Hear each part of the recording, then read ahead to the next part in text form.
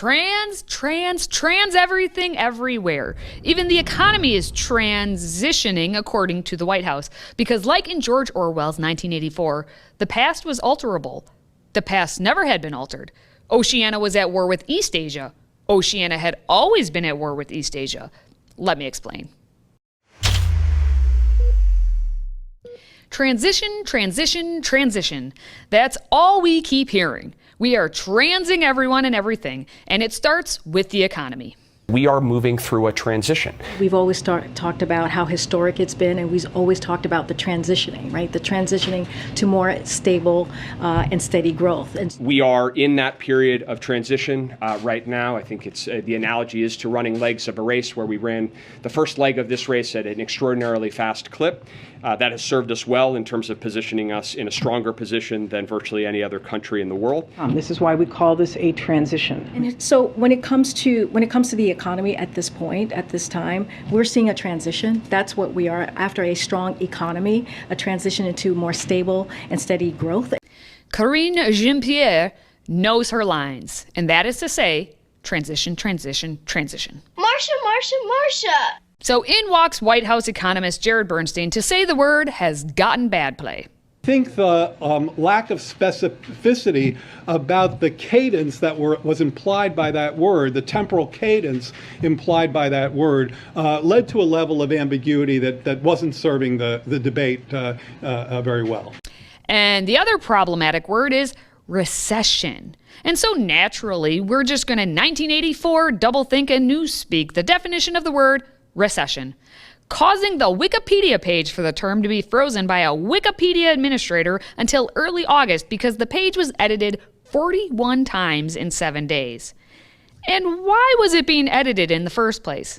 Isn't a recession understood to be 2 consecutive quarters of negative economic growth? As Secretary Yellen said on Sunday, 2 negative quarters of GDP growth is not the technical definition of recession. It's not the definition that economists have traditionally relied on. Oh, really? There are many factors, economic factors and indicators to consider. And I will say that the textbook definition of recession is not 2 negative quarters of GDP. We have a strong labor market.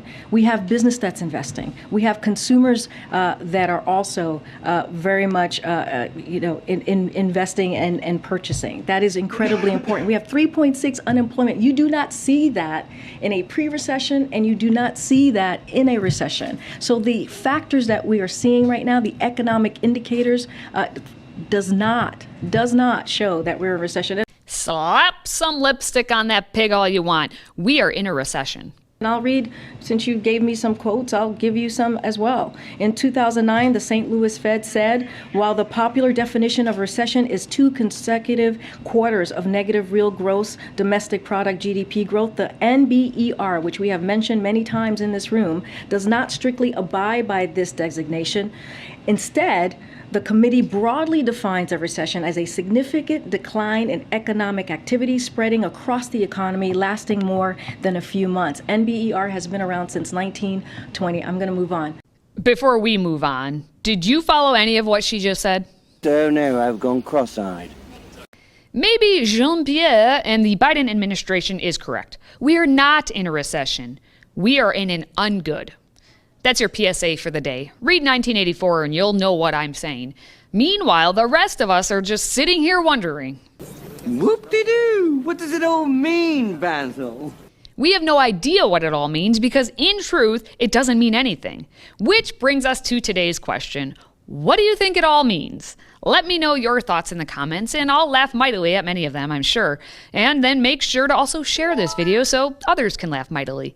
Now, let's keep transitioning. And if by transitioning the Biden administration means like how a caterpillar becomes a butterfly, then they are simply lying. This economy is more like an alien putting on an Edgar suit. Your skin is hanging off your bones.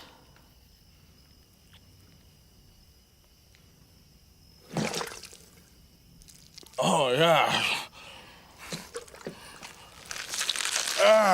Is that leather?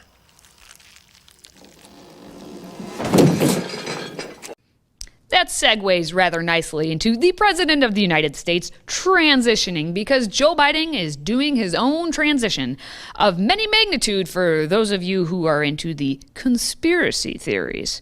But also right out there in the open with his transition from having COVID to not having COVID to having COVID again. Hey folks, Joe Biden here. Tested positive this morning. Going to be working from home for the next couple of days. And I'm feeling fine. Everything's good. But Commander and I got a lot of work to do. As I said last week, I'm glad to see Commander is feeling okay. And by Commander, I mean the dog in the video. His name is Commander.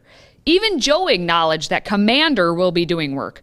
Did you notice how Joe said, a little work to do? He couldn't even say a lot of work and make it appear like he is in control. But again, I say, where is PETA? Why are they not trying to protect that dog from getting COVID? Anywho, Biden claimed he would be in isolation again, meaning that he's back to the basement living that got him elected in the first place. He should feel so special. According to Pfizer's own clinical trials, only 1% to 2% of those who took Paxlovid tested positive after having tested negative. So he really is special. And for that, he deserves an ice cream. He's done so much work with all of this transitioning that he's going to sit on by and let his press secretary handle the questions that we've all been asking since day one. When can Americans feel or see, when can Americans expect that transition to be over? So it's happening currently right now. That is what we're stepping into. We see that a little bit of a cooling, right, with the jobs numbers that we see every month. I think you're going to be okay here. They have a thin candy shell. Surprised you didn't know that. I think your brain has a thick candy shell. Your brain has the shell on it. Are you talking? Shut up, Richard. Oh yeah. That's probably why we have a report from Lending Club in Payments that states as of April, 61% of Americans, only about 203 million adults, are living paycheck to paycheck. And that's simply 9% higher than a year ago. And then in a press release sent out, they also said that 61% of Americans in June were living paycheck to paycheck, and 33.5 million Americans spent more money than they actually earned in the past 6 months. So things are looking up, much like the inflation, which rose 9.1% in June. And then there's the Federal Reserve hiking interest rates for the second time in as many months and fourth time in 5 months. So huzzah! So getting high on all fronts is what's happening. And that brings us to... Where in the world is Kama-Lama-Lama Ding Dong? Ding Dong was rather quiet this past week, which is good for all of our ears, but it is interesting that the vice president, the second in command there, is even quieter when the president is stuck in a basement somewhere watching Ben Matlock eating hot dogs and ice cream. Which, side note, CNN put out an article titled Ice Cream, Hot Dogs, and Other Ultra-Processed Food Linked to Mental Decline. Now, I'm not saying anything, but, yeah, it sounds like a plausible headline in a report to me.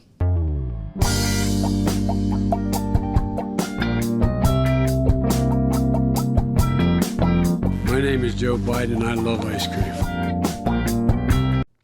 Just so you know, CNN is the one who put that ice cream montage together with that music. So maybe they should connect some dots. Anywho, back to the VP, who prefers grass to ice cream, and she prefers electric to diesel. In fact, when I was in the United States Senate, we were able to do the work of saying that we should focus on the issue of electric school buses. And I was proud to introduce the first piece of legislation to electrify our nation's fleet of school buses to that end. And the transition is now underway. Ha-ha, transition! The Democrats are the ones who need transitioning away from Kamala, which would be the smartest move they made in decades, but they're not into making very smart moves. Unless going to Taiwan is considered a smart move, which it is not. We have been clear from the very beginning that she will make her own decisions and that Congress is an independent branch of government.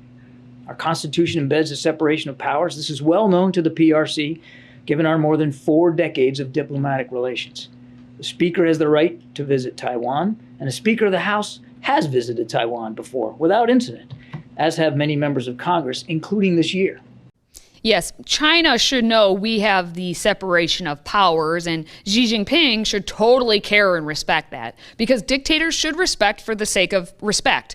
Instead, now Taiwan appears to be transitioning back to China's communist control after the display they put up to welcome Speaker of the House Nancy Pelosi.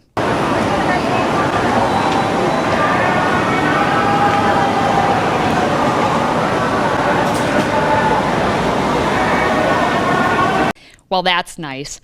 The Chinese military have a visual target now. In the days leading up to the visit to Taiwan, China warned Pelosi to simply not do it. News outlets reported that the Chinese military will not sit idly by, and the Chinese Foreign Ministry spokesperson Zhao Lijian said there will be serious consequences if she insists on making the visit.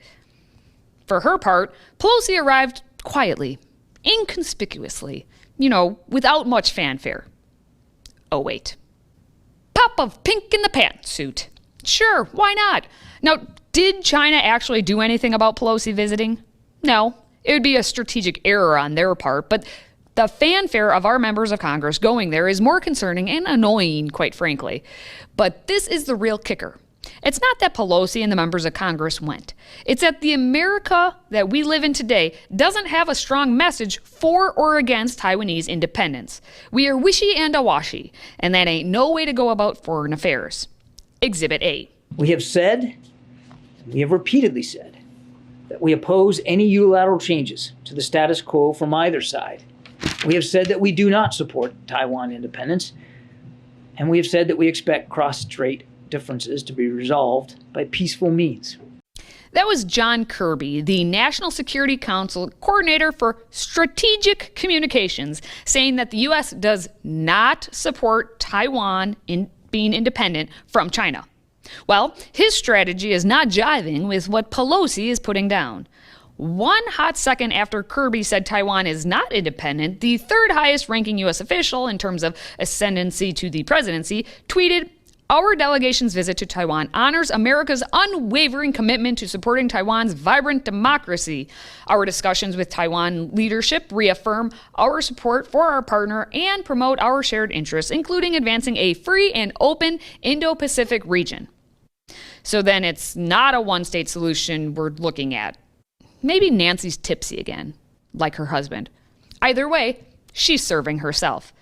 Because you have to remember, this is the same Pelosi whose drunk driving husband also made some stock transactions at the same time Congress was debating whether lawmakers and their spouses should be able to trade stocks. I wonder why. There's no insider trading, never. In the course of your career, has your husband ever made a stock purchase or sale based on information you've received from you? No, absolutely not. Okay. No! So that's a no then? Because of the wink? And that's it's 100% no. Pelosi is only worth just north of $46 million. Clearly, her congressional salary is her primary source. Wait, why was she actually going to Taiwan again? Anywho, that'll do it for today, Team Healthy Republic. Remember to keep giving those F's, faith, family, and friends, and share this video.